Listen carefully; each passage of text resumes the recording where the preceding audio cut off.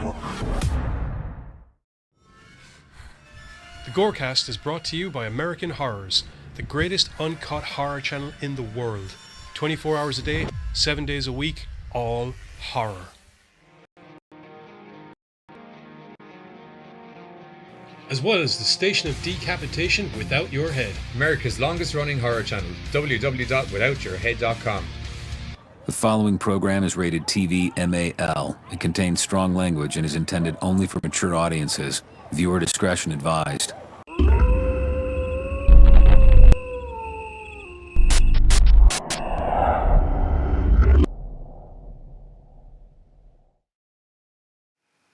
I'm ready. Oh, I forgot to hit the smoke. Sorry about that. Here we go. That's good. What's up, everyone? Welcome here to the GoreCast on Sunday. I'm Johnny Deadly. That's it now. I'm Johnny Deadly, and this is the studio audience. Say hello, studio audience. Hello. That's it. My new co-host, that socky face fuck, won't show up for the podcast because it's actually separate to the TV show, and he's not contractually obligated to show up. So that explains that. So it's just me for the temporary time being. So tonight, as you might have seen earlier when I dropped the thing about my fallen comrade, the Giz, we had his funeral earlier on in the week. The wake shall be next week. And in honour of his funeral, and because I missed the little bastard, we're doing the Crow movies, because we're doing Pet Sematary on the TV show later on, which I'll explain a lot more about later. But I thought, resurrection, dead friend, Crow. You get the lot.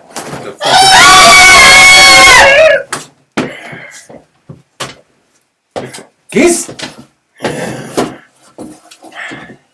You think, for 1 second, I'm going to stay in my grave when we're reviewing the Crow movies? You have another thing coming. You seem a little bit different, to be blatantly honest. Also, welcome back. Good to be back. What? I have a mission. My mission is to review the Crow movies. Let's get down to this. I don't think that's how... So you are a crow, is that what I'm getting, or you're just wearing makeup? What is it? You're the one that set my coffin on fire. You requested that. You said, I want to go out with a bang. Yes, I did. You did go out with a bang. No one here has seen that yet. Everything's very confusing. The confusing. The guy's back from the day before anyone saw you get buried. Madness. Madness. Absolute madness. Also, in relation to your, I'm on a mission to review the Crow movies. I was going to have a drink in your honour and everything, but now we'll just have a drink. In general. Why not? Have at thee. That's not how the whole Crow thing works. To be honest. Mission. Come back. Do your job. My job is review the films. I don't think it's... That, we'll figure that out later on. I'm just pretty sure that's not how it goes. You should probably be looking for JVD, CD, JVC. Oh, don't worry. Stuff is on the list. Stuff is on the list. You just made that list! Jean-Claude Van Damme. He did make that list, because I don't think my explosion took him out. Okay. I've been watching a lot of 80s Jean-Claude Van Damme movies recently, and it's just... He's not that hard to kill. Especially since that was Seagal. Oh my god, it's so bad. So bad. It's not even the right pun. It's so bad. Maybe he won't be that much of a hard target. Oh, that's the one. I got there eventually. That's so bad. It's just one grenade explosion doesn't appear to be good. It'll be fun. We'll fucking figure it out. Fucking Jean-Claude. Well, it's good to have you back in whatever capacity. It's like the makeup suits you. Okay, so... I don't know how this got on my face. I don't know. Neither do I, because I didn't film it. So, myself and mine, undead, presently dead, yet to pass over. What is it? Let's just say I'm here, accept it, move on. Nobody shoot the crow. Okay, cool. So myself and my co-host are going to be covering the Crow franchise tonight. More smoke in honour of you being back. Do the Crow franchise tonight. Obviously covering number 1 because it's great. Covering number 2 because it's highly underappreciated in my opinion.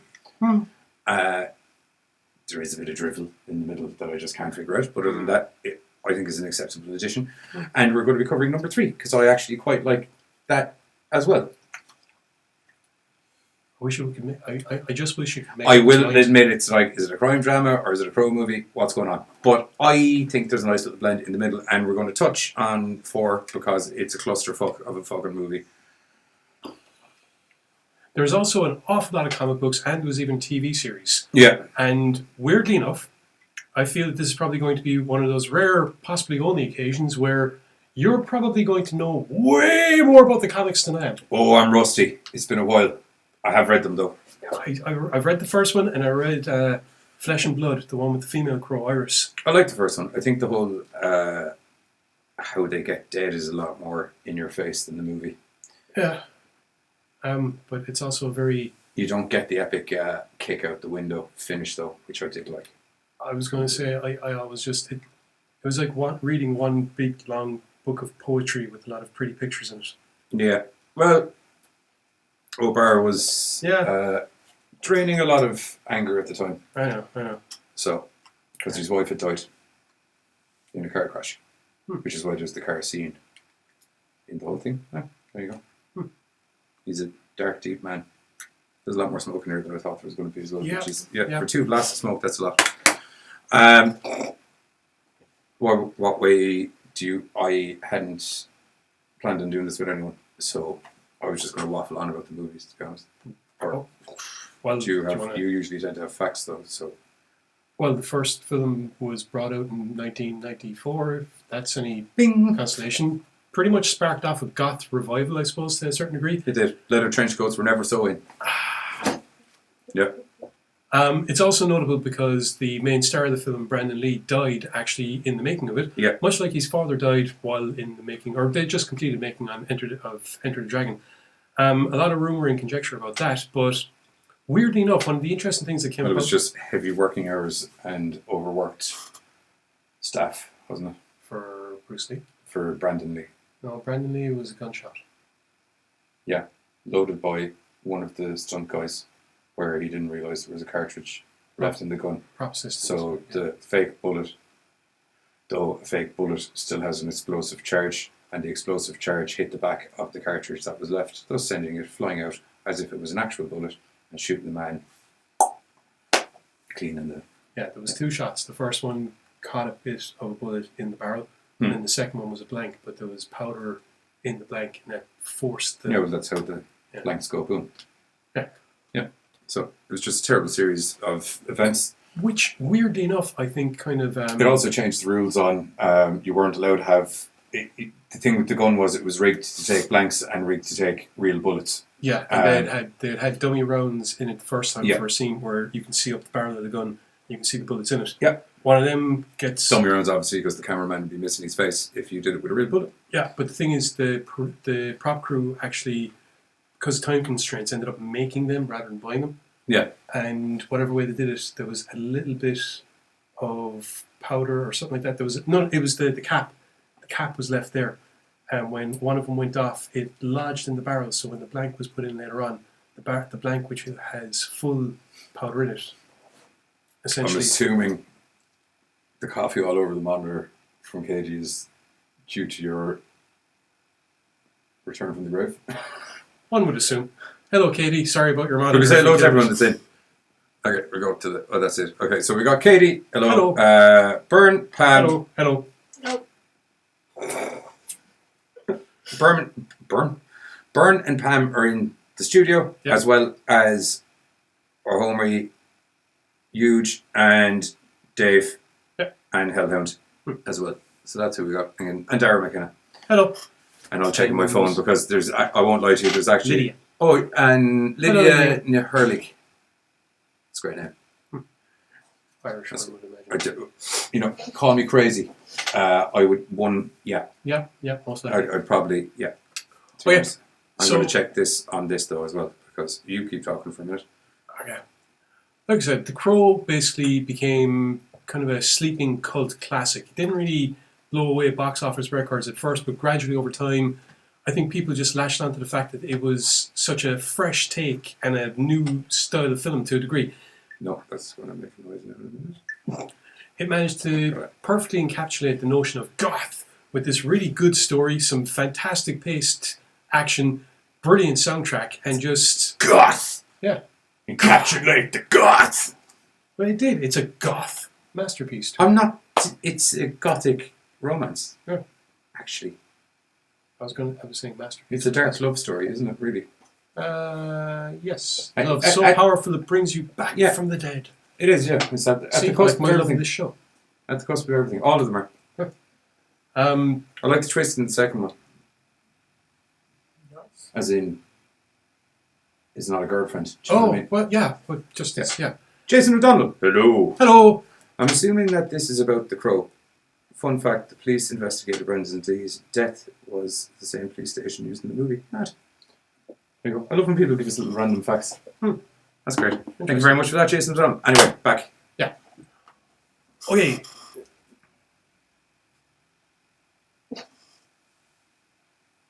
Yeah, I'm good. I was just waiting for you to see how long it would take before I come up with something. What? Are you saying something? Yeah. You said that okay in a sort of a, okay, and then it looked sentences like- were going to... Yeah, no, you know how yeah. No, I was just doing it. That's all I was doing. Was For those of you that haven't seen the film because you're too young or you missed out on it or you got your head under a rock or for some reason you decided that this wasn't the kind of style you wanted to go for. Cop the fuck on! Go out and culture yourself.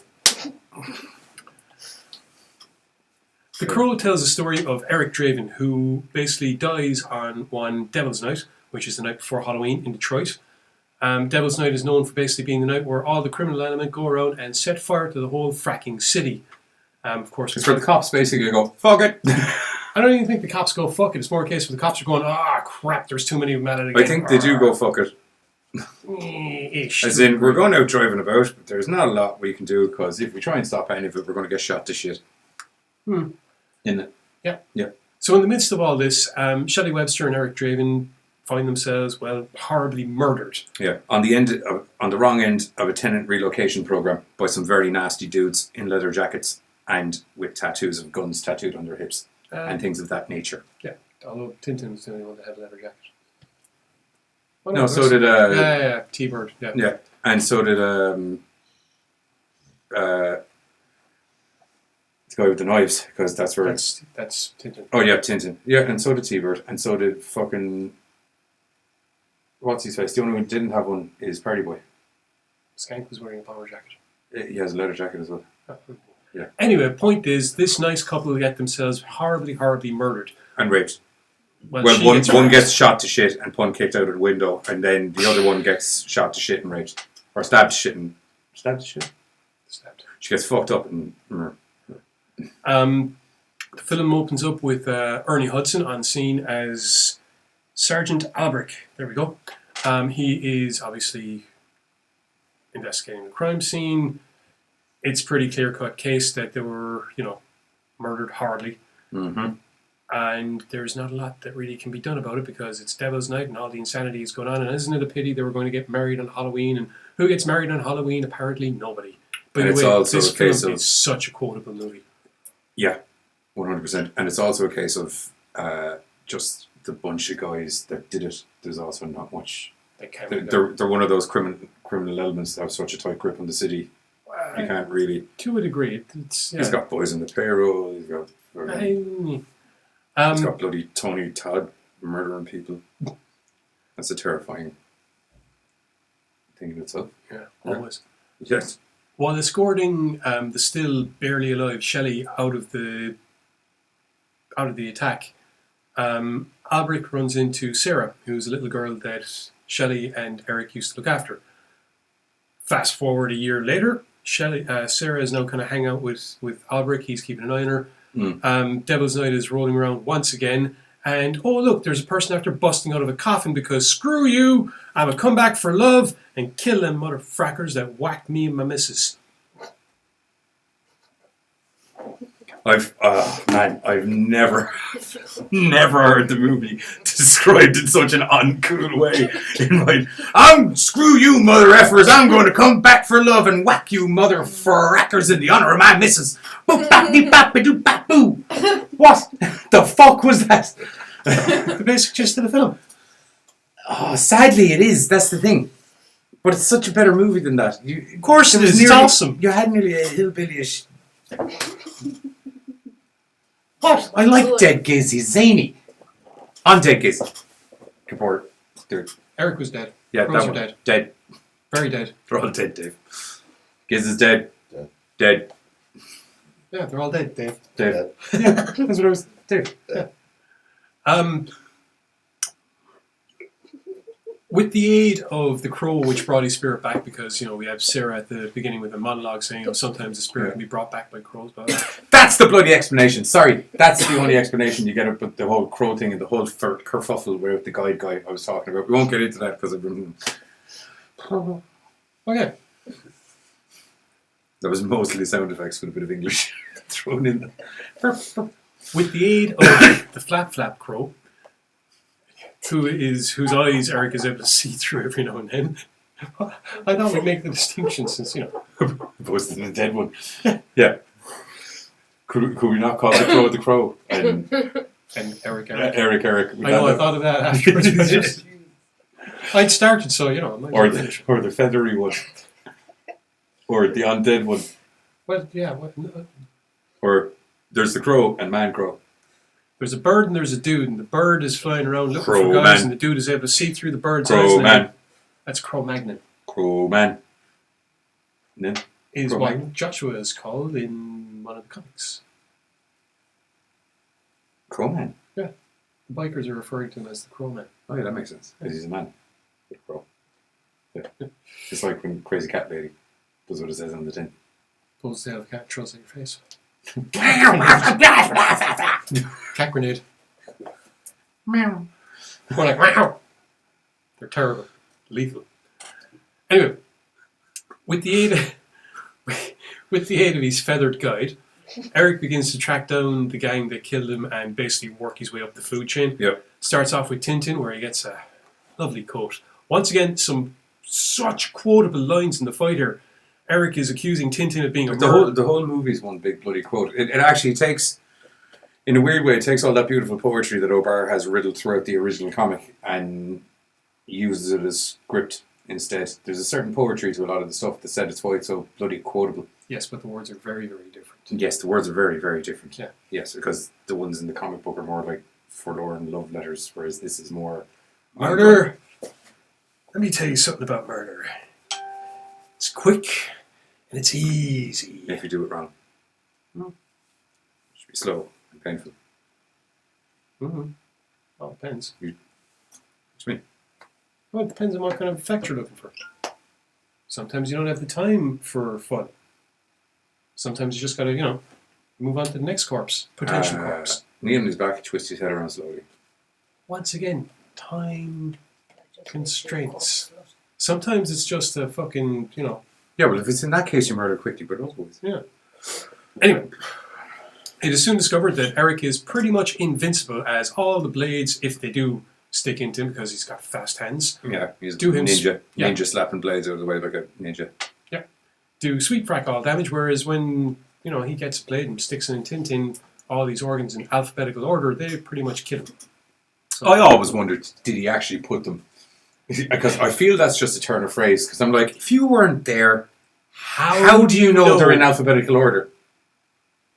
Do you know what I mean? Maybe you got the autopsy report. Spleen, abdomen, pancreas. You just guessed that he went in alphabetical order because it's what an insane rational person would I do. feel that T-Bird, that was a sentence that he'd heard that day. Like some other guy had said it. Some smart arse cop. Yeah, I'm going to some smart impress the boss, but my Yeah. smart arseness. I can't believe he said alphabetical. Top dollar. Top dollar is awesome. I love Top Dollar. He's got that, as you've heard me say on the show a million times, he's that kind of bad guy where I love him. Michael Wincott, he's Yeah, brilliant. but he's got that evilness through civility. He's very civil to the people he's about to murder, and he seems like he's a fair guy, and then he just stabbed you in the face with a sword or some shit like that. Fuck, why don't you just give me that? Just fucking die already, Jesus. Yeah. As I said, Eric starts making his way up through the crew, and eventually this leads to Top Dollar, which is Michael Wincott, who decides to hang on to the last living one as kind of bait for this guy that's put a serious monkey wrench in things because his top crew are being wiped out one by one. What the fuck is Yeah, going but on? by the time he says you're holding your man hostage as fucking bait, it's he's the only one. They're all dead. Plus, Top Daughter's And a lot of them get taken out in a fantastic series of deaths. Tintin's great. Yeah. Hardy Boy's fantastic. T-Bird, I think, is the best. I just love that. I always remember it just as Tony Todd busts into the room and he's just in the window. He's like, shh, woof, out. 15-story window, fuck it, gone. Kaiser soul check. T-Bird just strapped to her, looking up, going, "This is the really real world. This is the really real world. Yeah. You stay dead. You can't be back." Ah, it's fuck. Bullshit, evidently. I'm so glad this franchise was invented to work you and I out of a very, very, very tight storyline loophole. That otherwise was actually getting very hard to get around. But anyway. Top Daughter also has his crazy half sister that he's probably banging along with, whacking on. He's most certainly banging her. Yeah. He's Mike, like 100%. yeah. Micah, who appears to be a witch of some kind and has twigged what Eric is and where his power comes from, and hatches the plan that, you want to kill him, you're going to have to kill the bird. So, Do you need to go out? No? Okay, never mind. Okay. We lock the audience in a room so they can't get in or out without me hitting the button. Because I like to control things that way. Overall, The Crow works as, to be perfectly honest, a cult classic masterpiece. The soundtrack, to this day, stands up against most of the soundtracks. I had it on before fucking, you showed up. It's fucking delicious. What You've the hell got called me? Rage Against the Machine. I don't know. I could hear it. Rage Against the Machine. You've got Nine Inch Nails. You've got Henry Rollins. Henry fucking Rollins, The Cure. Yeah. Brilliant song. So sad, but so good. Great song. My My Life with the Thrill Kill Cult. Yeah. Best song on the album, in my opinion. That's the one in the nightclub, isn't it? Yeah. Yeah. Yeah. It's great. I can't remember There's a what lot of innocent people being crucified. Insane. that one. I picked up from before the actual words bit. Ah. Or sorry, not before. I picked up from the after the actual words bit. All of it wrapped up in what is, to be perfectly honest, and it's rare that I would be commenting on this because it's usually your thing, silky fucking smooth visual that's just so gothic it makes Batman The worst look like part a of that whole circus at movie is times. some terribly CGI'd crow bits. But here's the thing. It's not actually a CGI'd crow. Here's what I was trying to get It's to. a real crow on a green screen. That's Okay. the weird thing. Alright.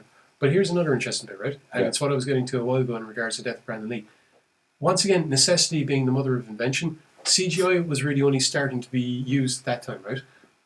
One of the things that has I'm been, not giving out about it. I'm No, just no, saying it's bear- the only no. noticeable.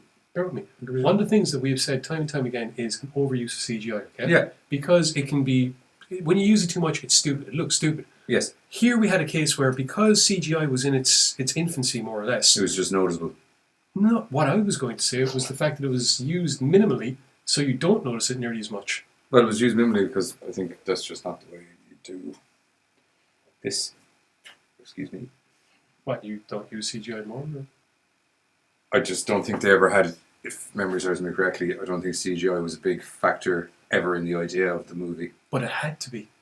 Once Brendan Lee died, Then they had to start messing around with stuff. My point being that Well, they had to. It was only one scene really no, there was a few of them. A lot of the in church scene. flashback stuff. Was the flashback stuff? I thought. Do you know the whole scene where he comes in and is murdered? Yeah. Yeah, that's actually a CGI of him doing the cross later on. Oh, him falling backwards. Yeah. Yeah, but the actual scenes in the flashback stuff, like all the stuff with him and Shelley. Some of it. Yeah. What I'm saying is, until their lead actor upped and died in the middle of the project, CGI wasn't a big plan for this. Not for some of it, yeah. Yeah, and the only CGI they did, like, instead of doing what you would think where they'd just do a whole CGI city, they CGI'd the bird on a green screen, one of the several trained crows that they had, and then they put the fire city in behind it. But there was also him running along the rooftops. There was some of that, yeah, because he was dead at the time. I'll accept that. But what I'm saying is that was the crow was the only thing that they were planning in CGI. Apart from the running along the rooftops. But that was due to him being dead, is what I'm saying. I'm saying if he hadn't died, The running around. If you hadn't died, Yeah. the running along the rooftop stuff would have been in it. Yeah. But the stuff where they had to transpose his face onto the stunt actor and other stuff, that wouldn't have been done. Some of it. He was doing loads of his own stunts. He was Yeah. in martial arts movies and stuff long before this. Yeah, I know. Yeah. So he was quite. He was like the Jason Statham of his day. It's why it was a bit of a shame that he got nipped in the bud so early because he was the whole package. I do my own stunts. So I go, oh, you need a triple decker super hurricane roundhouse kick? No worries. That's all good. Oh, do you need this wall down for set building? No worries. Dad taught me that. All good. Shah! Fucking jar. There you go. Dad taught me that. You know, all that kind of stuff. It was a shame. He was a bloody great actor too because he was great in this. Yeah. It was great, and it was a big loss to everyone on set from things that I'd seen because he was just not unlike his dad, just such a nice bloke that everyone was super. It all became a big family thing, and then it was very sad. Which kind of sums up the film, really. Yeah, it's the whole synopsis of the movie. Yeah, which is why, to be perfectly honest, it's still. Some people are really nice, sometimes they die, and sometimes it's really sad. Yeah. So it's 24 years later, and the film still stands up to an awful lot of stuff that comes out now. At some point, it doesn't get time zoned. Do you know what I mean? It's as applicable any century you watch it. And there's flying cars and shit come in, and people are like, "Where's that guy running on the roof?" Because he doesn't have a grab belt. Just use a fucking jetpack or some shit, you know. You know, but bar that, it won't go stale. Do you know that some movies are like, that's definitely 84. Do you know that kind of thing? Like A-Team, for instance. I know it's not a movie, but it's a TV show. There was also a movie. I know there was a movie, as in the 80s movie. Yeah, I'm aware of that. I'm aware that there was a modern day movie, but that wasn't. I think part of the reason that didn't work was because it was like, this is too modern. 2000s. Do you know what I mean? A-Teams is like 80s. Don't fuck with the system. Anyway. Trader, yeah, okay. I need to pee anyway.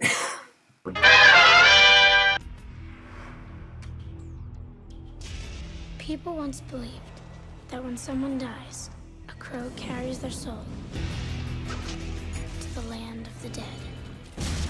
But sometimes, just sometimes, the crow can bring that soul back to put the wrong things right.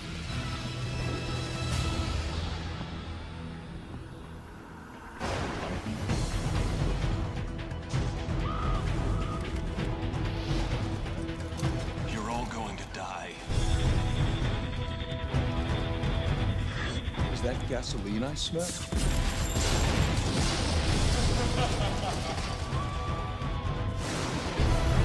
Victims, aren't we all?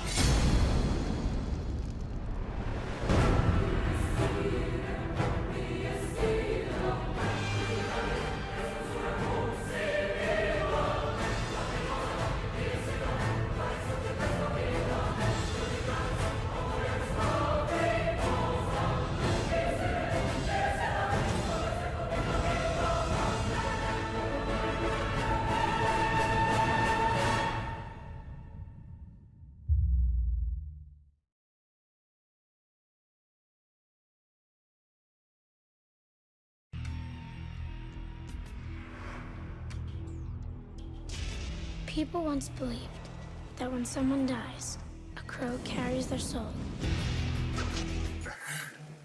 Hui!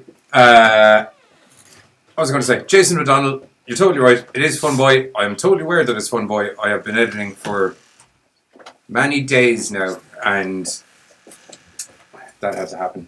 That was basically it. So, yeah, that's the Crow trailer. Everyone settled? All good? Cool. That's the Crow trailer. That's the Crow. That's cool. Needless to say, not unlike most movie franchises, does kind of go a little bit downwards. Yeah. You see, here's the thing. I think it's because the first film was so pinnacle. Yeah, and visually spot on. It was dark. It was moody. No, hang on. City of Angels is bloody beautiful looking. It's just but that the storyline is dog shit. Hang on. looks wise, City of Angels is sterile in comparison. Is fucking not sterile. Fucking yes. The Crow looks like a city that's the first film looks like that city is alive. Detroit is a city that's alive. Yeah, well, you see, it's the Crow City of Angels, which I feel we can just branch in. Yeah. If I had this segue, do the arm. Do whatever. The segue. Or we're not going to do it. Segue. Nice. I wondered for I like the way double hands.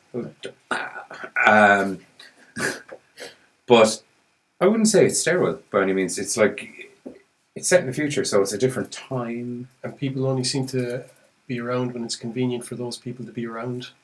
Oh well, it seems like everyone's only around if shit Bear with needs me, to be. right? With the first film, you had crowds and things like that.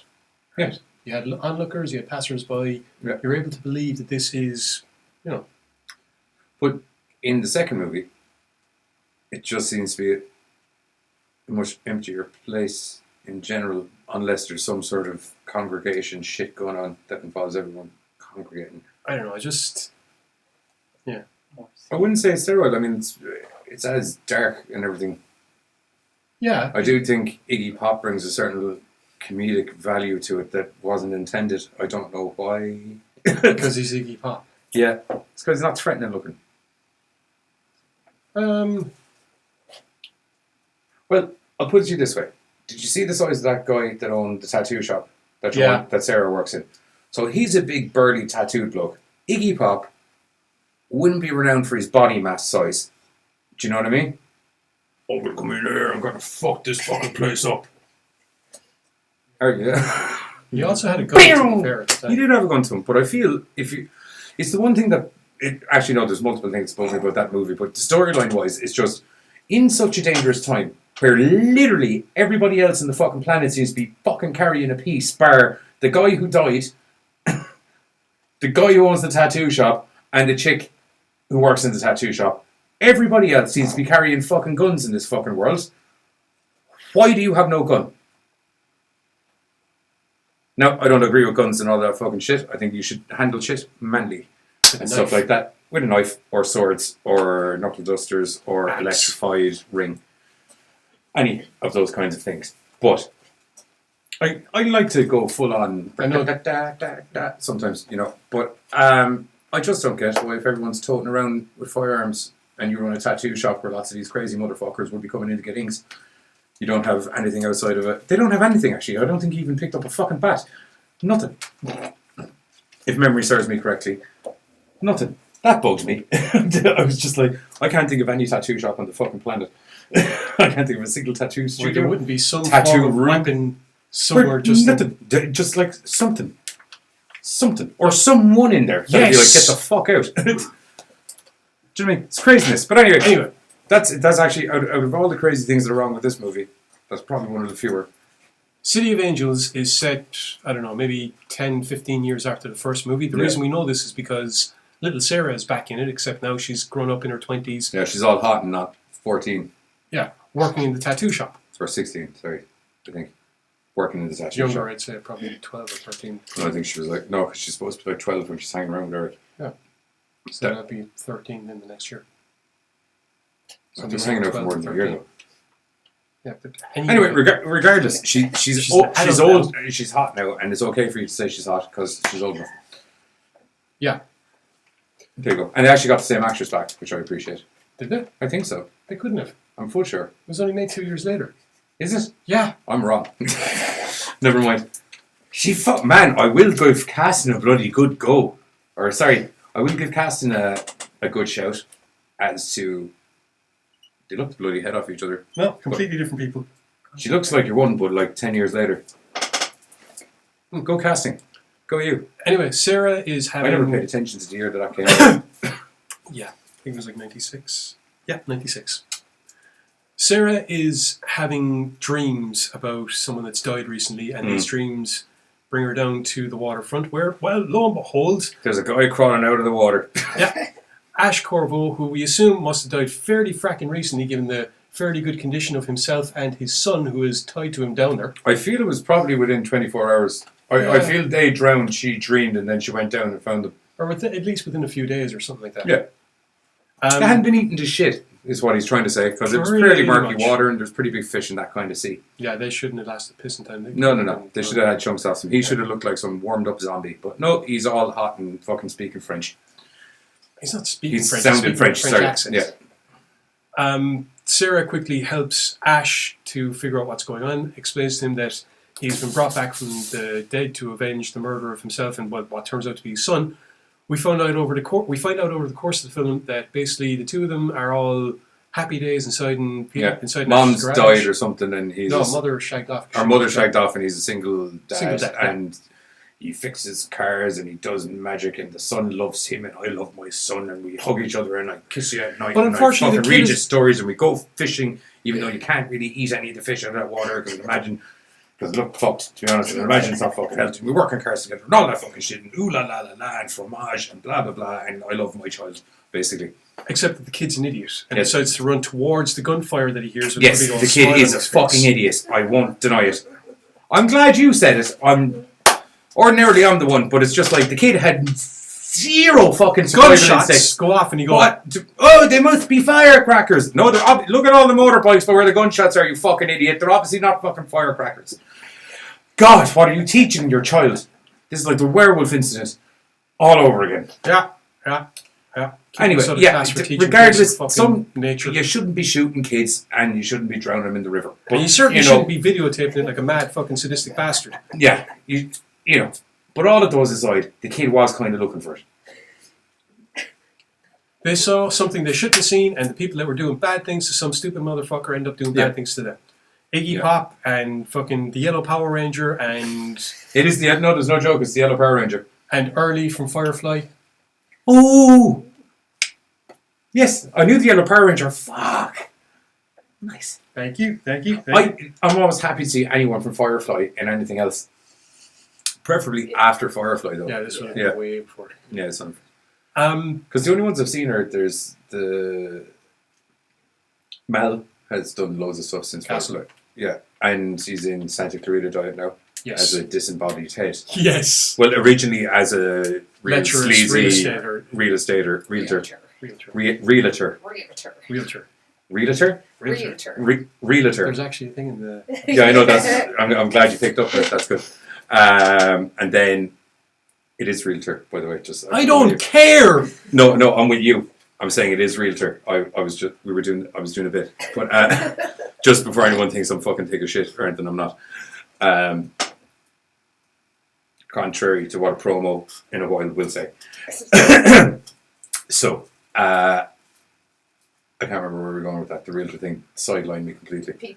Ash proceeds to go on his mission of vengeance, as is the raison d'etre for a crow, working his way up the food chain, starting off with Spider Monkey because the only thing he knows is that this is drug related, and he saw the symbol on the drug. So Spider Monkey is the lab and the product, and then he works. He also has taken a passion to using his magical cards as a calling card, opposed to just setting shit on fire. Yeah, and whereas before... Which was a little bit cooler, to be honest. It was just, how will they know it was me? Oh, I know, I'll just make a massive crow of flame.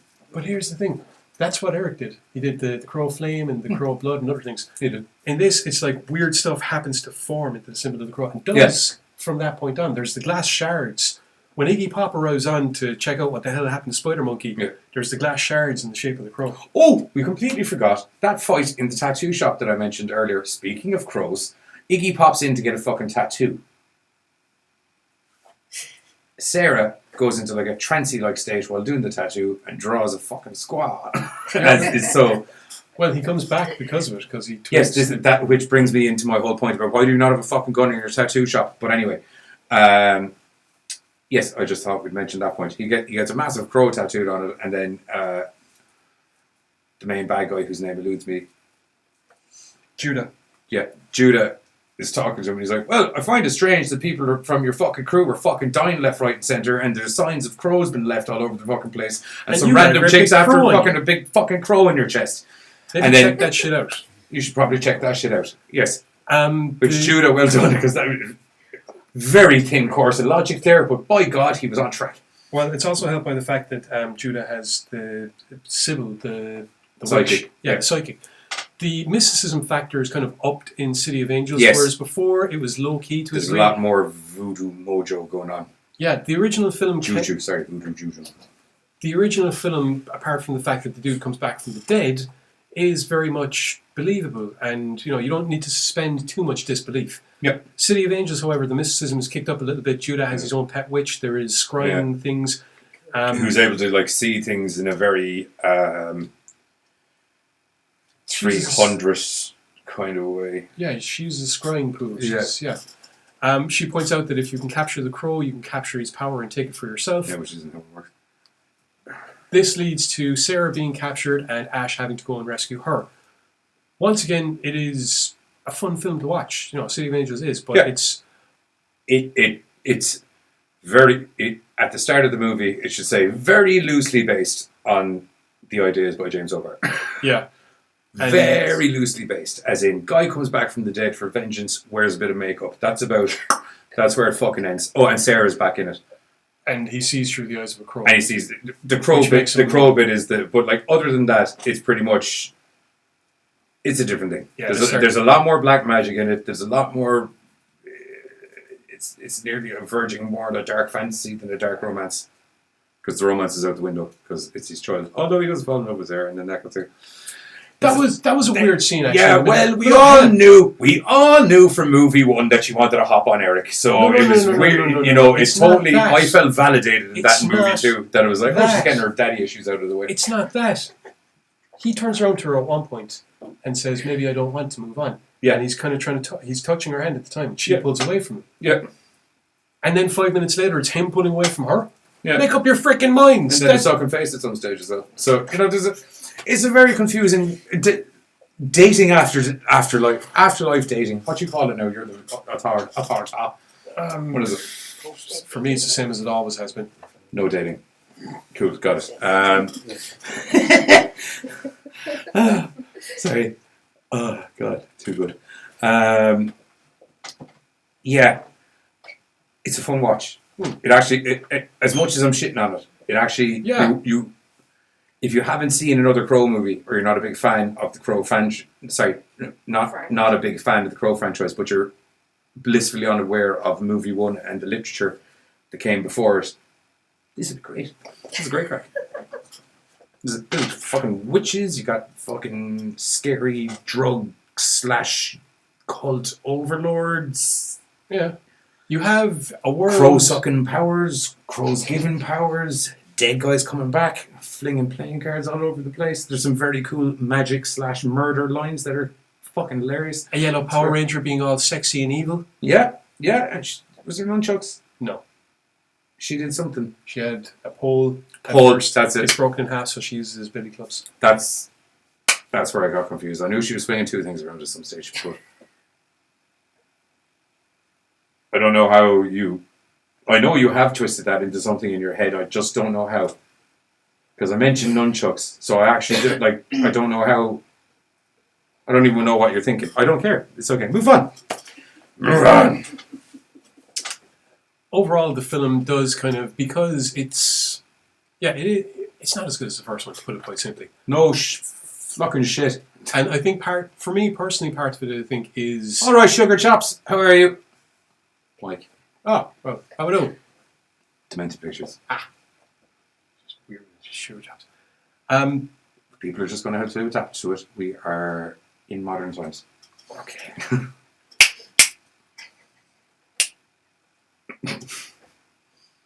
I felt there needs to be a third one. Okay, that's fine. Your after-death OCD has nothing to do with me. Continue on. While not as good as the first film, it is... City of Angels is still... It's in person. Oh, hello. While not as good as the first film, City of Angels is still an enjoyable watch. It does slow up a little bit because, for some reason, it decides to just slow down on the killing and have Ash go mental a little bit. With that. There's a lot of, oh, why did I let my son die? Well, you didn't let your son die. Your son wanted to die, let's be honest. But for all that, there's some... I shouldn't say it, but he did. He did. Nothing runs at bullets. Like even Superman would be kind of like, I'll probably just wait for that to come to me, to be honest. Do you know what I mean? No, Superman. But he's bulletproof. Yeah, he is bulletproof. That's good. And your son and you at the time were not. Very much not. You are now. Not so much then. Well, he isn't. Which led to the now. Yeah. Trailer. Trailer. And just this one. People once believed that when someone dies, a crow carries their soul to the land of the dead. But sometimes the crow can bring that soul back to put the wrong things right. I thought that Eric was the last. I never imagined there would be another. It's another time. It's another world. And another has been chosen.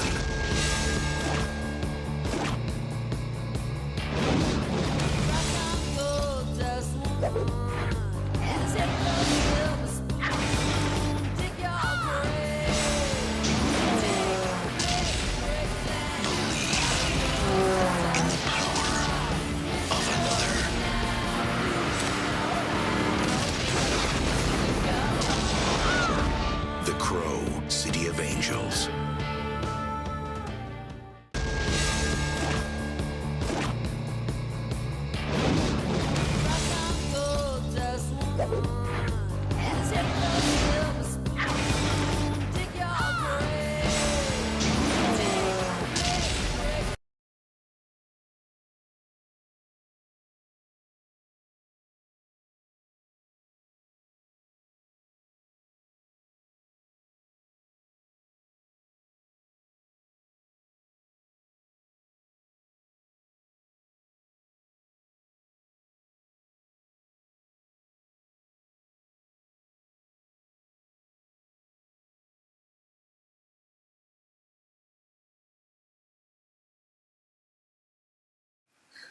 I'm back. He'll be back in a second. Sorry about that. Whoop. Things went a little bit awry, but we're all good. Is the trailer that short? Yeah. It was like showing other stuff and everything. Showing other stuff? That's odd. Okay. You saw nothing. That's good. It's good. I didn't even get to smoke my cigarette. I want no idea. It's happening. Yeah, work away. Yeah. It's happening. I need it. I was just like, oh, it's going to be one of those fucking... Yeah. Anyway, so Crow 2, thoughts, final thoughts? City of Angels. It is a fun watch. Yeah. Unfortunately, though, it just doesn't live up to the awesomeness that was the first one. I think mainly for me, it is the visual look, although the story does flounder at some points, and there are times when it almost seems like stuff's kind of, well, what are we going to do there? Do this instead. Okay. And a little bit hodgepodgey at some point. That scene where the flip around between Sarah and him, that annoyed me. And then, yeah, the fact that, yeah. What? You I'm just like- trying to figure out. Should we say hello to people before we move on? Oh, yeah, okay. Jason O'Donnell. We have Mike Riddell, Stephen Purcell, Will Healy, Blaine Daly. Hello. I'm just going to get through the list first. Brendan Hickey, Victoria Rogers, Hello. John McLaughlin, Damien Moore, Jason Hello. O'Donnell, Burr Collins, and that's everyone. Hello. Welcome back. Hi, everybody. Or welcome, because those were pretty far up the list, actually, so they could have been there for a while. Old idea. Yeah, I think it's a fun movie. Pisses on the franchise a little bit, storyline wise, but yeah, no, it's a fun watch. I'm curious to see, okay, might as well move on to How the I next. like the next one so much. Yeah!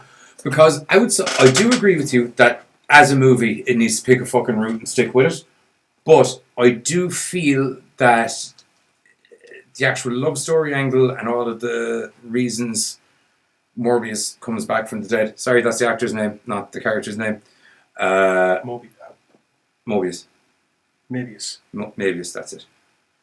Anyway, regardless, that's not the actual character's name. But I just felt the evil police angle was all very in tune with the original Crow kind of thing, and I just liked it. And I won't lie to you, I got a bit of a kick out of the fact that the kind of the makeup thing wasn't makeup, it was like burnt into his face. Yeah. But why did nobody recognise him? I don't know, because it just was pretty much him with what looked like black and blue eyes in the shape. Weirdly enough, right, the original film, Eric Draven's face all done up, I can get why people are going, huh? But this guy, it's like straight away, it's the same dude, and it's kind of like, why is nobody able to realise that's Alex? How I'd imagine. How are they all asking? I'd imagine because, not unlike a lot of people, they're not expecting the dead guy to be up and walking about. Okay. Because, like, as alibis go, I'm fucking dead's usually a good one. It is a reason for an awful lot of fake deaths. Yes, it is, yeah. Because as validation goes... I was dead, I couldn't have done it. How are you here now? Resurrection? Shut up, you... That would have been my answer to that. Nothing is as bad as wicked prayer. You, sir, are fucking right. We didn't even bother with that one. No, we'll touch on it in a very... You can. I can, yeah. I've actually legitimately never seen it. Okay, we'll do Wicked Prayer really quickly first, and then we'll move backwards into movie 3. Here's my synopsis. It's got David Boreanaz in it as the main bad guy. Wait, I have seen it. Yeah, it's got David Boreanaz as the main bad guy. It's got Tara Reid as the main bad chick. It's also got another 2 absolutely watered down, shitty kind of Mexican bad guy / Indian bad guy. People to fill out the 4 horsemen that are the bad guys that he's in. And to make it all the worse, it's Edward fucking Furlong as the Crow. I erased it from my brain. Yeah, you did, yeah. And Tara Reid and all of them are basically in a cult, and Boreanaz is the leader, and you can imagine all the wackiness that goes along with that. And they they drink peyote at one stage, everyone's tripping, and fucking shoot up fucking Furlong's wedding. And then he gets shot to shit, and he comes back from the dead, and he goes around killing everyone dressed in his fucking wedding suit.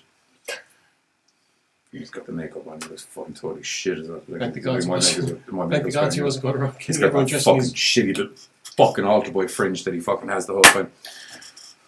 And he's supposed to be fucking Indian as well, which was another fucking... Again, not buy it. There you go. I won't abide by it and nothing else. And there's fucking a weird crooked crease crop. Oh, Danny Trejo's in it as well at some stage. And yep, that's pretty much it. Okay, so Salvation?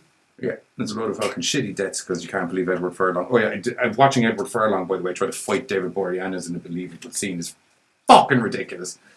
The guy was a genuine fucking Marine, for Christ's sake, and Edward Furlong's a fucking toothpick.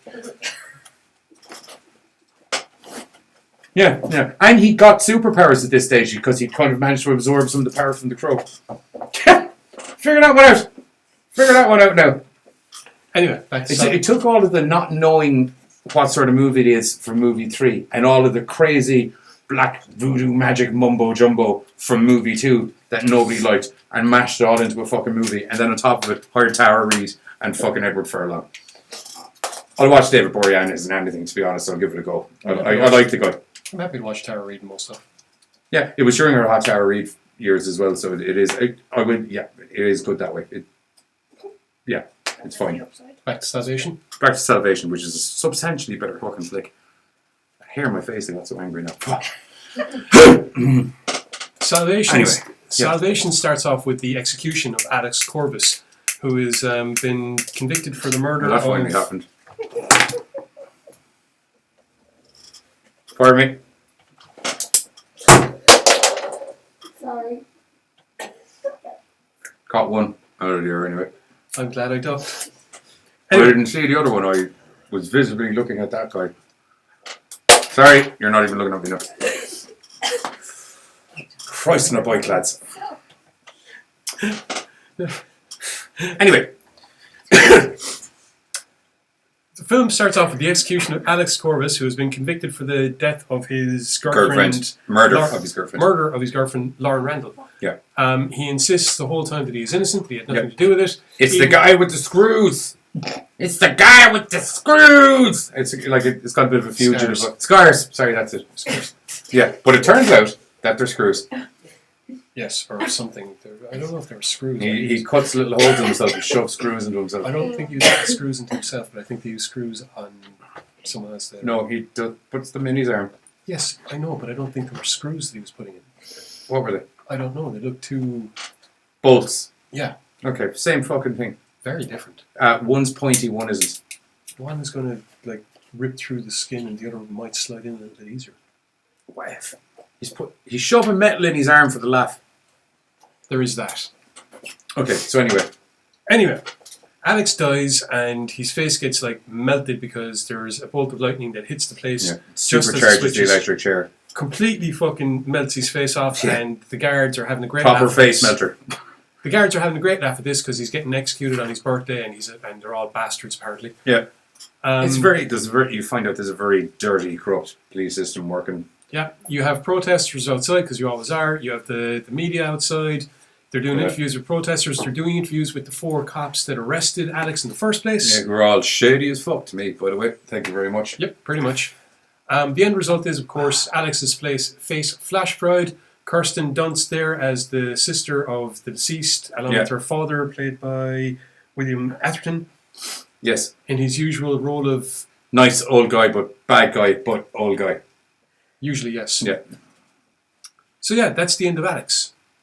Or is it? No, it's probably not, because it's a scroll it's movie not, and the whole premise is that the guy comes back from the dead for vengeance. Yeah, so he comes back... And the fact that he got murdered in an executing kind of fashion for the death of his girlfriend that he didn't do would kind of fall in line with the coming back from the dead to justice. That's a word. Yeah, so he comes back and rips off what's left of his skin off, and apparently, and underneath is like it is cool the way he looks. It's like the scar tissue and stuff. Yeah. And it's done into And then his lines. face actually melts off, which is brilliant. Because he's got the, oh my god, my face is blood, and then he pulls all of this shit off, and he's just like, oh, it's you, but with burnt eyes. Yeah, no one's able to recognise him. No one's able to recognise him. And I also, here's the thing with special effects makeup that I don't understand. How does it melt your face off, but when your face falls off that your face is there? How does that happen? Magic. Of course. It's the magic. I'm willing to accept that one. It's the magic. Yes, it is. Actually, it does make sense because of the bullet holes in that. Yeah. Yeah, but he like if I saw no face for a second and the face came back even. Of all the things in this film, that I didn't have a problem with. Nobody able to recognise him. That I had a fucking issue with. His face being completely, or more or less... Giz, before we get further into this, don't you read comic books? A great deal. A great deal. And wouldn't a lot of those comic books hold superheroes within them? And within the superhero world that you hold so dear, aren't there quite a lot of superheroes that how they don't know it's them is fucking beyond me? You mean the fact that Clark Kent just has a pair of fragging glasses? Clark Kent just has a pair of fragging glasses. So to be fair, Perry White twigged it. Yeah, I'd say he fucking want to. He runs a fucking newsroom. He bloody want to. Bruce Wayne is $1 million boy that no one can find everywhere and keeps showing up mysteriously broken up and scared. Because he plays a lot of sports. He plays, yes, Polo. he plays a lot of sports, but polo and buildings falling on you are 2 different levels of injuries. That's why that week he was up the side of a mountain. Cool. Aquaman doesn't even wear a fucking mask. Because he's part Atlantean. How does that... What the... Atlanteans can breathe water. I know that. But humans aren't Atlanteans, and he also functions in the human world. So do Atlanteans. Okay. What I'm saying is, people know that he's a superhero, is what I'm saying. Because when the Atlanteans are on Earth, they tend to just be kind of like, oop, doop, doop, doop, keep it cool. Hey, how's it going? I'm a human. I can't. Oh, swim under the water for more than 5 minutes. Oh, sure, I can't do that with these human lungs. Are you crazy? And then they carry on about their day, where he's kind of like, look at me demanding all of the seals and dolphins to fly me into the fucking city and save you all on a wave of water that I made come. You know? That one, Robin just wears a black fucking tongue across his fucking eyes. What the fuck, Batman and Robin, have you been reading? What? Robin? This is the amount of Robin that gets covered up. That same haircut, It's just, I'd imagine it's the fact that they're all wearing spandex is just so What was distracting your that no one original looks at point? their Because face. we've gone way off it at this stage. That you were saying, you're not going to fool me on this one because I have full track. The original point was that you were saying you found it very hard to believe that no one could not recognise him, even though he'd had his face melted off, but yet grown back, but yet there is a significant amount of eye change. He's burnt. More than this. There's more than this, and nobody knows it's Dick Grayson. Not a one. No one. Nothing. Zero. No one. That is literally what it is. Nothing. He doesn't even have the fingers here to distract you. It's just a black piece of cloth across his face with eye Can holes we in get it. back to reviewing the film? Yes, totally. I'm just saying that I don't... Like, he's had his face burnt off, and unlike Dick Grayson, where he keeps disappearing randomly, and then the guy with the... and that shows up. This guy died. He's got that alibi where it's kind of like, oh, well, I'm not expecting the corpse to be walking around avenging the death. You know, because the people that are surprised and don't recognise him are also the people that watched him get his face melted off earlier in the day. So it's kind of like, pinning that, he's done. You know? So I feel your brain wouldn't automatically be like, oh, there's your man. Who doesn't expect the dead to come back every now and then? I fucking didn't. I know. You recognise me straight away. That's because you burst through the crowd like you fucking do all the fucking time. And the second clue was you dragged your chair straight to the spot that it would go and sat in it. So I was kind of like, okay. And we're sitting this far away from each other, which gave me a lot of sorting it out time. Most of the people he saw were that far away from each other. And then he killed them. Yeah, he killed them. And the only person that he didn't kill was Kirsten Dunst, who once they got that close was like, I know you. So that I'm just saying on that point. I'm just, as you're saying with the how his face melted off isn't a big issue. I just think, moving on. There's a very deep storyline to this that we haven't even got into yet. Because someone fucking went off on a fucking tangent. It's a mass tangent. It was a good tangent. It's also a valid question. Anyway, why don't they know who these people are? Alex decides to do what the crows do and start working his way up the food chain. First, he breaks into the cop shop and gets the evidence that was against him, picks up the knife. He's able to get... Unlike the other people in the Crow movies where they had some bit of a link, Alex just knows that some guy with bolts in his arms is responsible. Yeah, because it's the only thing he saw. Yeah, so there's, as you said, this is where the storyline starts to split a little bit, and it's like, is it a crime drama mystery thing, or is it a Crow action horror kind of? For some reason, when Alex picks up objects, he's able to get like a mental impression from whoever used them last. Fuck! Yeah. And he uses that to to track down the cops and all the rest of it, and just wandering around for an hour and a half, touching stuff. I'll be honest, Salvation, it was... What made it for me was, A, I thought Kirsten Dunst was very good in it. B, I did quite enjoy his makeup, contrary to how it ended up on his face. I thought it looked very good as well. And it was a nice change from just painting up and going to war. What really made it for me were the bad cops, more specifically the police commissioner, because he was fucking great, and that whole ending scene was where I was like, it got very horror movie by the end of it. It did, yeah. In a Texas Chainsaw Massacre crazy family kind of way. What's... But they're not crazy families. Oh no, wait, are they crazy families? No, they're not. They're just fucking crazy.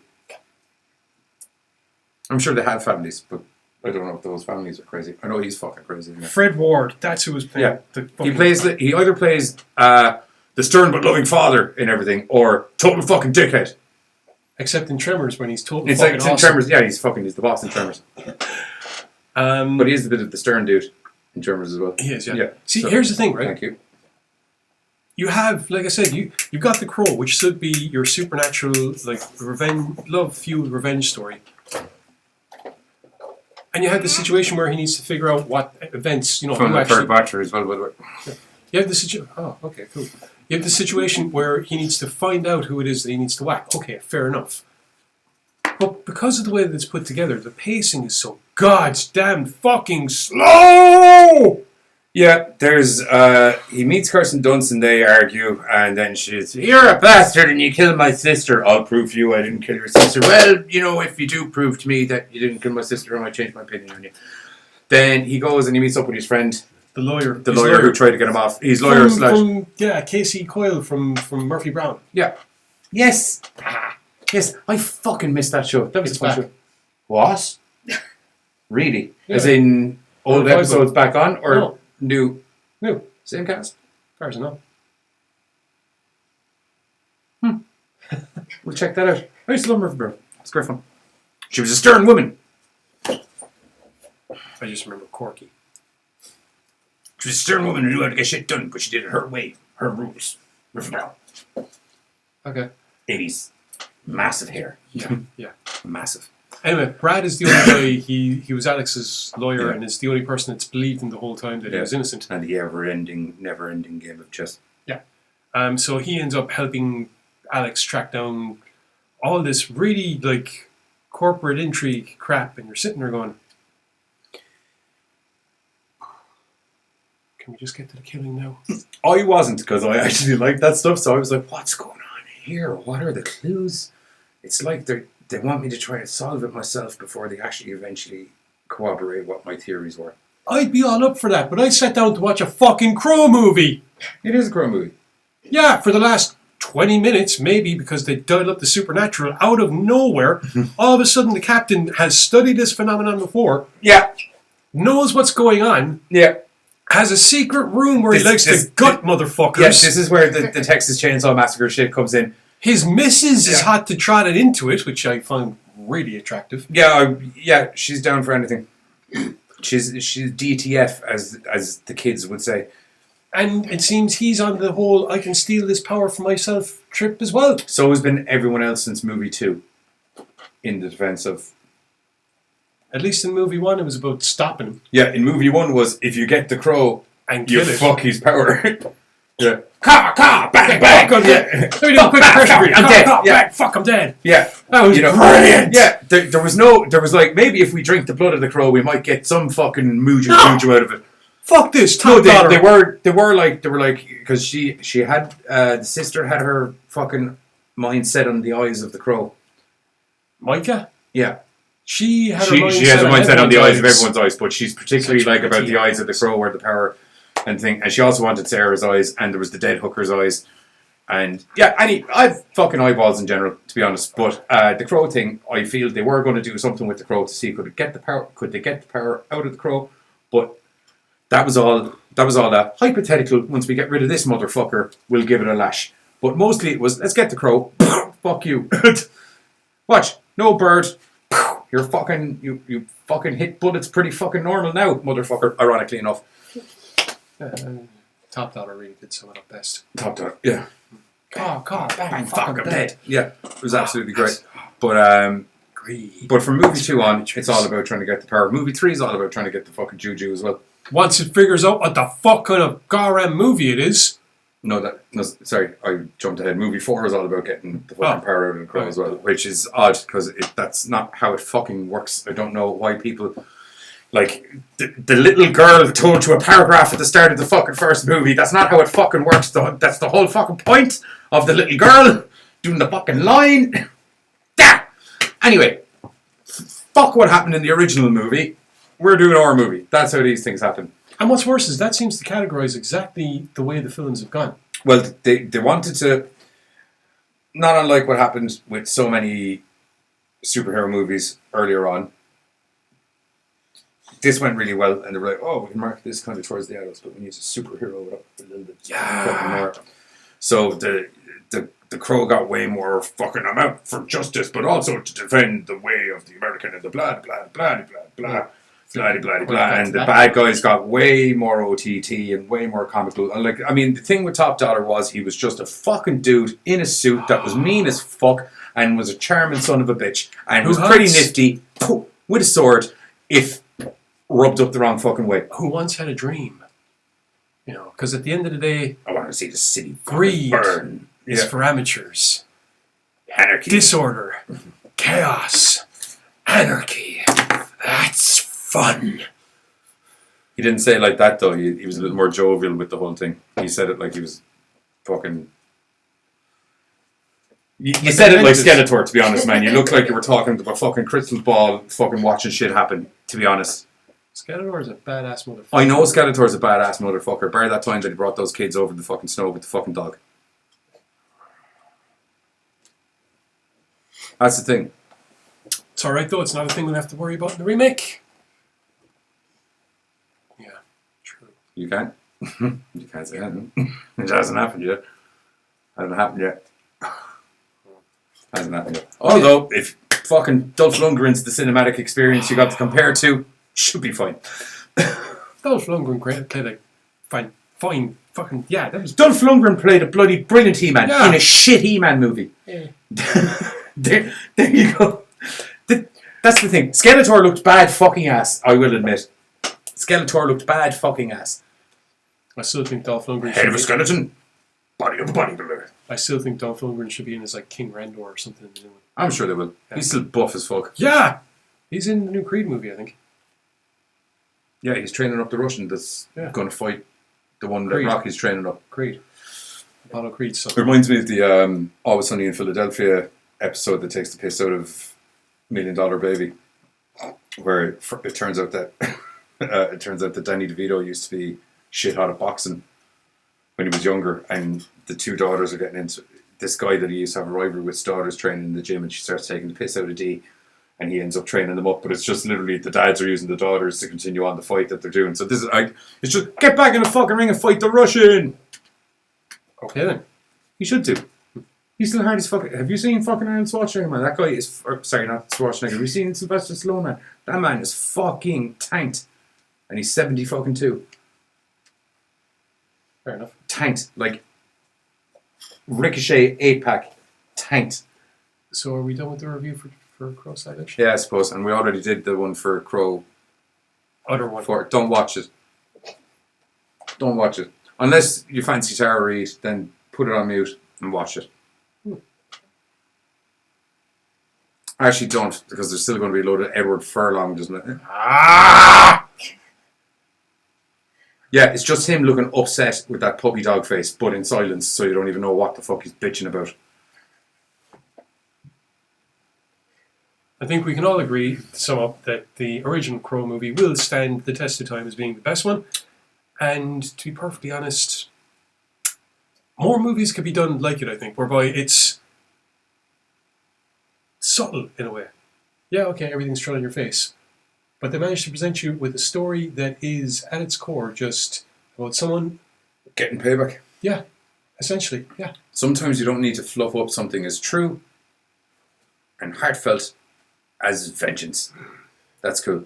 Okay, so hit a trailer, and then we have another trailer as well. You're probably not going to like the second trailer. See how it goes. Yeah. I feel it's going to bring up a lot more questions, and it'll be alright, fuck it. Okay, so here's the trailer for Crow Salvation. Yeah, Crow Salvation. I want to be with you forever. Only forever?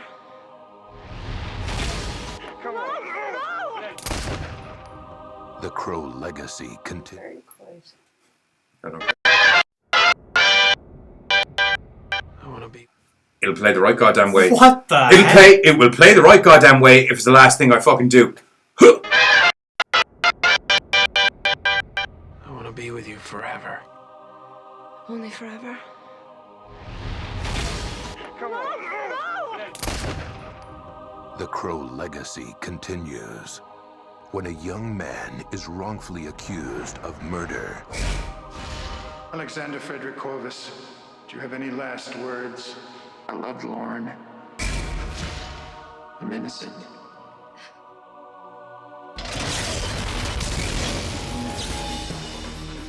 Now, with the guidance of the Crow, he sets out to find the killer. Where did you come from? I'll make sure everyone knows that you're innocent, that you loved her.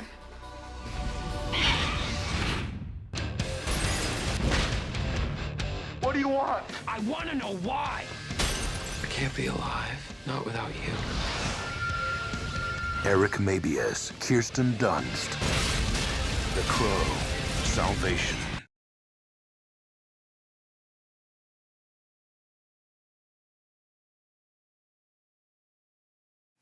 Man, the fucking... Well, Crow trailers are just really short, apparently. well, I suppose we can't, like, you and I are always giving out, going, they always give away fucking so much in the goddamn trailer. This is a guy, he died, he came back, he's getting vengeance. Boom! The Crow. So back in the day, PR was done the opposite way. Back in the day. Oh, we have to do another trailer, actually. We'll be back. You're going to... you might want to leave the room. It'll be alright. You got a good send-off. It'll be fine. Don't worry about it. Because you're dead. I'm aware.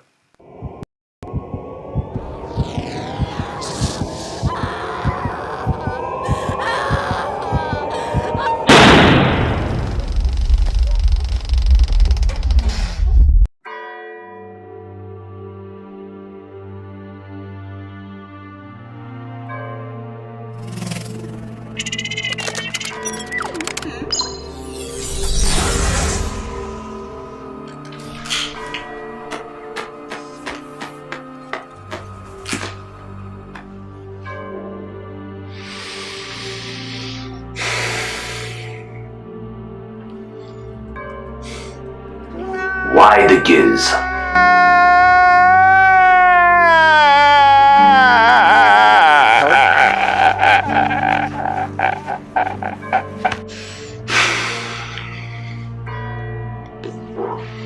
Johnny's fucked up, dude. This is really fucked up, man. I know. Thanks for being here, man. It means so much to me. Whoa, hey! Dude! I'm a hologram? You can't fucking hug me, man. Fucking himbo. Yeah, I got that now. Thanks. Shit, man. I'm sorry. I didn't mean that himbo crack. I'm just feeling the pressure, you know. Network's doing great. Now we're losing giz. It fucking sucks. I'm sorry. Yeah, thanks, dude. It's appreciated. Where's his family? I want to pay my respects. So where are they at? Giz's family are at the end of the coffin. Trust me, you'll know them when you see them. Whoa! Yeah, okay. Sure. Good advice, buddy. As always, thank you so much. I believe you're correct, and I will pay my respects after. Yep, that's probably a good idea, dude, to be blatantly honest.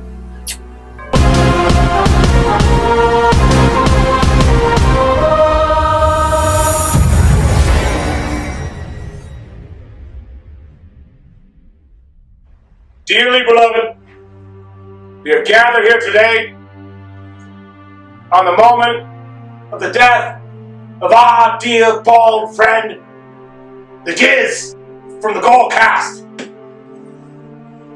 Giz, you were a man among men. You were taken from this world far too soon, my friend. Dear Giz, why was it you, my friend? Why was you taken so soon, my little bald funny friend?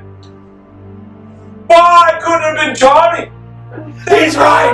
It should have been me! It should have been me! This part of the GoreCast, the sex appeal, the himbo. Why was it Johnny first? Okay, the himbo line's a little bit Why, Giz? over the top, isn't it? You should be here, my friend. We should be making a eulogy to Johnny. That worthless himbo. Why was it Johnny first? Yeah, I don't fucking long-haired useless hippie over there. I do not look like a goddamn fucking hippie, thank you very fucking much. I'm wearing black. What do we do now? I don't know why I have to keep explaining this to people. For fuck's sake, one of them is as bad as the other. Why was it Johnny first? Yeah, we get it, dude. You could move it along I now. don't know what to do. What do we do now without our little bald friend? Why not Johnny first? Why not Johnny first? Why not Johnny?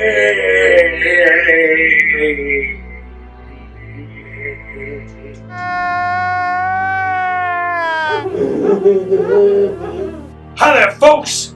Just figured I might as well interrupt this useless pile of crap to remind you to stay tuned and tune in to American Horrors this Sunday, 8:30 CST-ish, where we're going to be talking about Pet Sematary, because all sorts of interesting things happen in that film that somewhat relate to this morbid piece of crap that's going on here. Fucking Socky, get out! no Get away respect, from me! you Get fucking What's the deal with this sock? Fuck, it's time to do this, I guess. Fitting into my warrior co-host.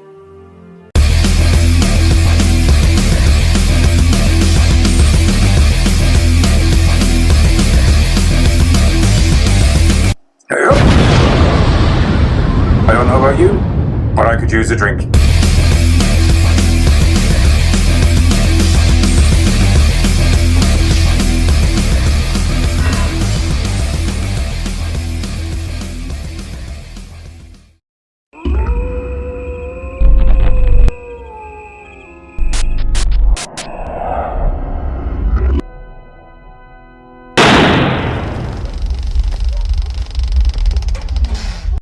Pow! I'm back. Well, that certainly explains why I woke up with the taste of ash and flames in my mouth. Yeah. Pretty cool though. Thanks. Won't lie to you, quite surprised you're so together. It's like I said, I'm kind of surprised that my face looked like this. Who knows what the hell happened? Goddamn mortician. That was a closed casket. You could have looked like that before you fucking got blown up. I don't know. I don't know, to be honest. That's a good point.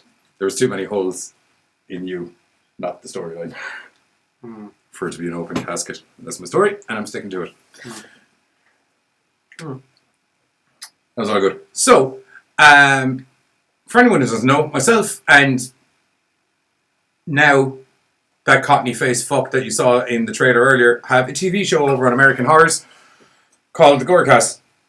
Bite size. Because it's shorter than this. Where tonight, in honour of you, because I'm working on things, we're reviewing Pet Sematary. Nice. And also nice. because, thank you, and also because the sock pointed out that the trailer had dropped this week as well, which I had missed, but I have since seen. John Lithgow, fuck yeah! Can't wait. I'm actually, anything. It's the same as Wicked Prayer. I was like, I'm willing to give it a go. It's got David Boreanaz in it. So, John Lithgow, mwah! It's all good. One of the best seasons of Dexter, in my opinion. Yeah, I was thinking the same thing. Yeah, actually, no, sorry, I tell a lie. It wasn't actually one of the best seasons of Dexter, but he was fucking great in it. He's a great killer. John Lithgow plays great bad guy. As good as he plays funny, he plays great bad guy. Oh, we know that since the Santa Claus movie. Santa Claus? The Santa Claus movie. 1980s. Candy Canes, Roddy McDowell. Childhood classic, dude. Johnny and Christmas. We have that. Watch back on American Horrors. My opinions on that fucking season. Well documented. Heap of shite. Here, take a load of money that I wasted on something that you're probably not going to use. Oh, thanks for wasting a load of money on something that I'm not going to use in return. Too much turkey. I fucking love Christmas. Yeah. That is not the spirit of Christmas. I know it's not the spirit of Christmas. It's Christmas can go unfortunately just suck my jingle balls. That's what it can fucking do. It's not even fucking Halloween yet. I know. I'm aware. And there's Christmas shit in the shops. I know. I'm aware.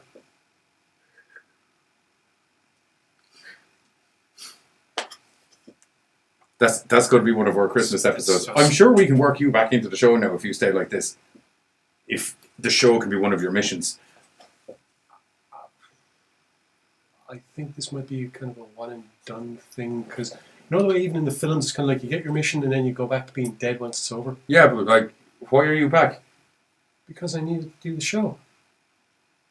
You're literally back because of the fucking French dude that blew you up is dead or what? What is it? I assume Van Damme was still Van Daminating around the place. What I know is that I'm back for the show. Fine. Okay. Fuck, I hate that fucking sock. That's the fucking problem. He's a fucking little dickhead. So do something about it. Fucking will.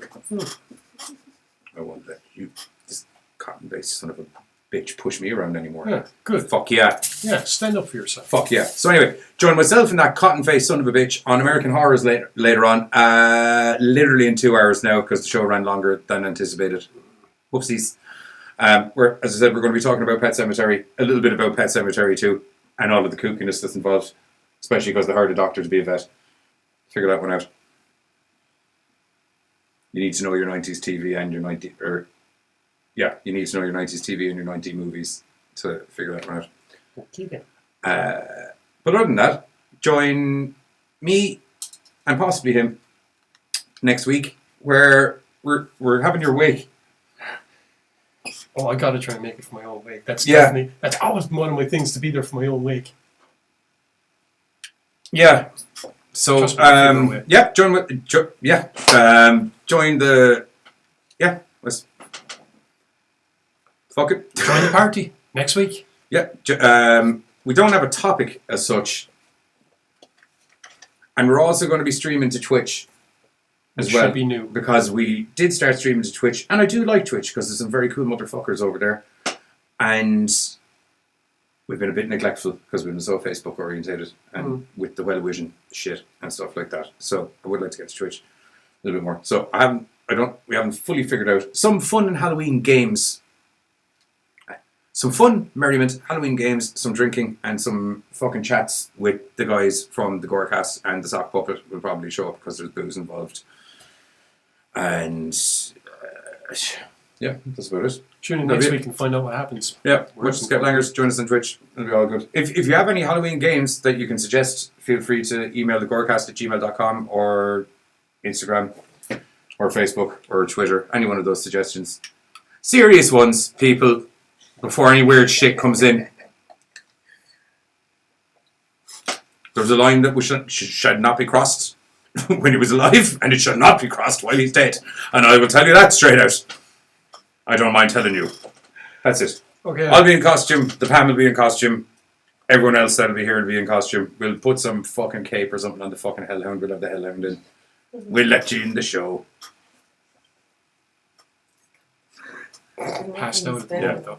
KO'd. We'll liven them up for the show. It'll be fine. We can get some dog hops or some stuff like that. Topic hops. Hops. That's what makes the drink so good. Hops. Okay. Anyway, I think that's it.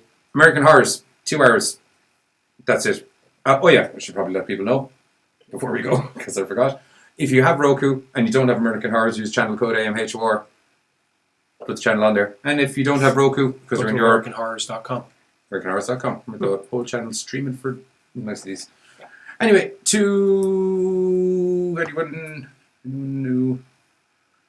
Okay, everyone else that joined in late. Jeffrey, Kiki, Rory. I think that's it. Yeah. Mike, Byrne, Katie, Lydia, Jason, Pam, Eugene and the Dave. And the Hellhound. And the Hellhound. We're missing someone. Elaine Daly. Goodbye. We're not doing that ever again. That took way too long. Yeah, we're not doing that. Just goodbye, fucking everyone. Goodbye. GoreCast out. GoreCast out skis. What?